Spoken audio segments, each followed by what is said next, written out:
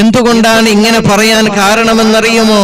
ഈ ദുനിയാവ് നശ്വരമാണ്, ശാശ്വതമല്ല എന്ന് പറയാൻ കാരണം നാം മനസ്സിലാക്കണം, ചിന്തിക്കണം പ്രിയപ്പെട്ടവരെ.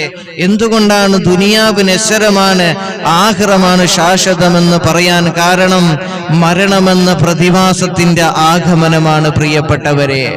മരണമെന്ന പ്രതിഭാസത്തിന്റെ ആഗമനമുള്ളത് കൊണ്ടാണ് പറയുന്നത് ദുനിയാവ് നശ്വരമാണ്, ആഖിറമാണ് ശാശ്വതമായ ജീവിതമെന്നത് എന്ന് പറയുന്നത്. നാം മനസ്സിലാക്കണം. ഞാനൊന്ന് ചോദിക്കട്ടെ പ്രിയപ്പെട്ടവരെ, യഥാർത്ഥ ജീവിതമായ ആഖിറത്തിന് വേണ്ടി പണിയെടുക്കാതെ നശ്വരമായ ദുനിയാവിന് വേണ്ടി നീ പണിയെടുത്ത് ഒരുപാട് സമ്പാദിച്ചു, പക്ഷെ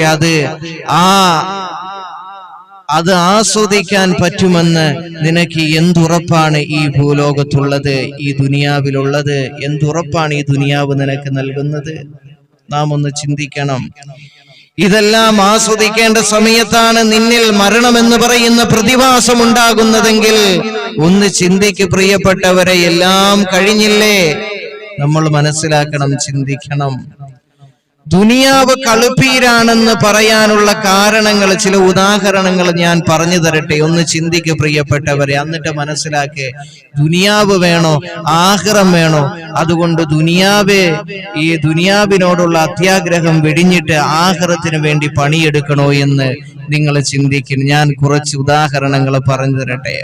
അള്ളാഹുവിന്റെ നൂറാനിയത്തായ പരിശുദ്ധമായ ഇൽമ് പഠിക്കേണ്ട സമയത്ത് പഠിക്കാതെ നമ്മൾ വലിയ വലിയ ഭൗതികമായ പഠനങ്ങൾ പഠിച്ചുകൊണ്ട് എഞ്ചിനീയറായി, ഡോക്ടർമാരായി ഇതൊക്കെ ആകുന്നതിന് വിരോധം പ്രകടിപ്പിക്കുകയല്ല.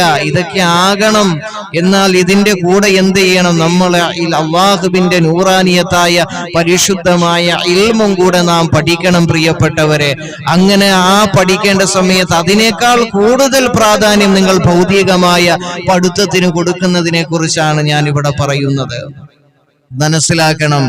ഇന്ന് അള്ളാഹുവിന്റെ നൂറാനിയത്തായ ഇൽമ പഠിക്കേണ്ട സമയത്ത് അതിൽ താല്പര്യം കൊടുക്കാതെ, പഠിക്കാതെ ഭൗതികമായ പഠിത്തം നീ പഠിച്ച് വലിയ ഡോക്ടറായി, എഞ്ചിനീയറായി, ആ ഡോക്ടറാകുമ്പോൾ എഞ്ചിനീയർ ആകുന്ന സമയത്ത് മരണം സംഭവിച്ചു കഴിഞ്ഞാൽ നഷ്ടമായില്ലേ പ്രിയപ്പെട്ടവരെ? ചിന്തിക്കണം. ചേർത്തു നിർത്തേണ്ടവരെയൊക്കെ വെറുപ്പിച്ച് ഒരുപാട് സമ്പാദ്യം നീ സമ്പാദിച്ചു, എന്നാൽ ആ സമ്പത്ത് ആസ്വദിക്കേണ്ട സമയത്ത് നിന്റെ മരണം സംഭവിച്ചാൽ നഷ്ടമായില്ലേ പ്രിയപ്പെട്ടവരെ? ചിന്തിക്കണം. അള്ളാഹു മനസ്സിലാക്കാൻ തൗഫീഖ് തരട്ടെ.